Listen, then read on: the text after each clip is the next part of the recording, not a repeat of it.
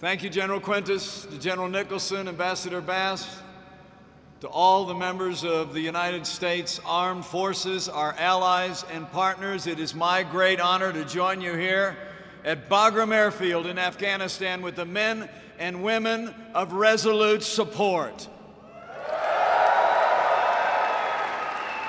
Now, I know it must be hard to be so far from home, away from your families and friends, especially this time of year.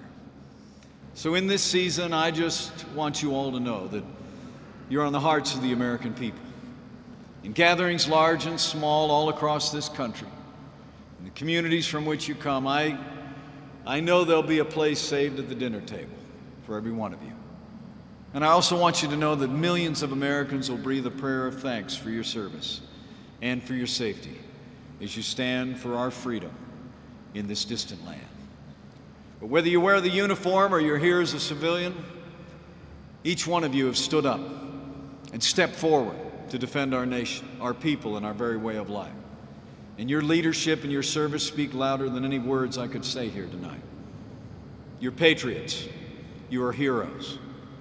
You did not, as that old book says, love your lives so much as to shrink from this calling to serve and defend our nation.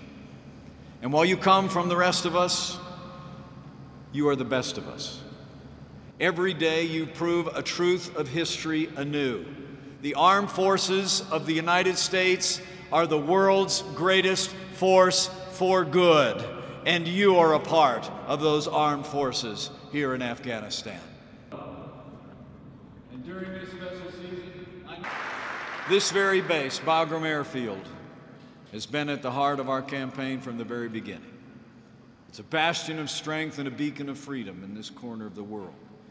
And as President Trump has said, it's thanks to you and those who stood on this ground before you that, in his words, the horrors on the scale of September 11th have not been repeated on our shores. Let me assure you, you inspire the world with your courage and your unconquerable spirit. You've crushed the enemy in the field and continue to do so. You've driven them into hiding and struck fear into their hearts. You've given the Afghan people the hope of freedom, the freedom to determine their own destiny and chart their own future. But as we all know well, these great achievements have come at a great cost.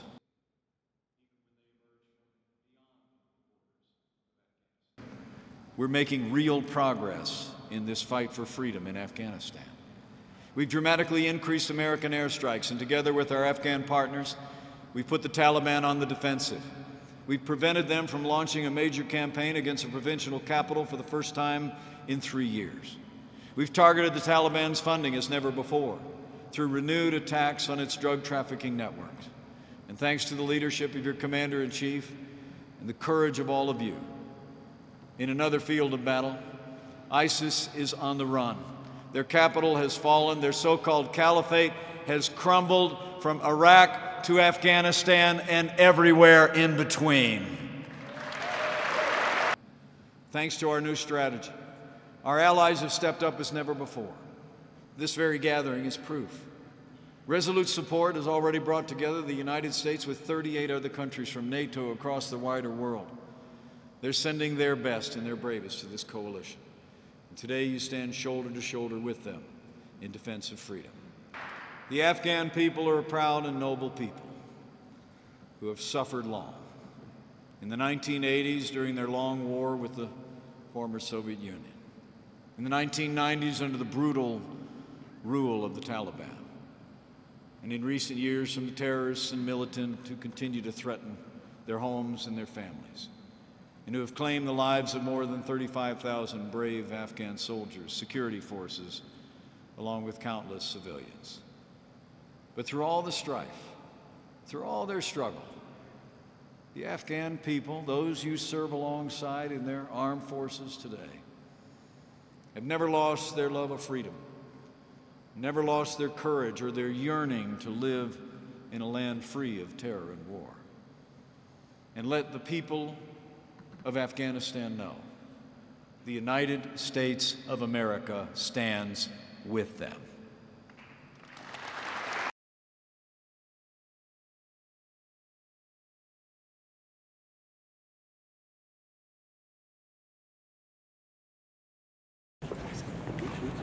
Where do you want me to stand?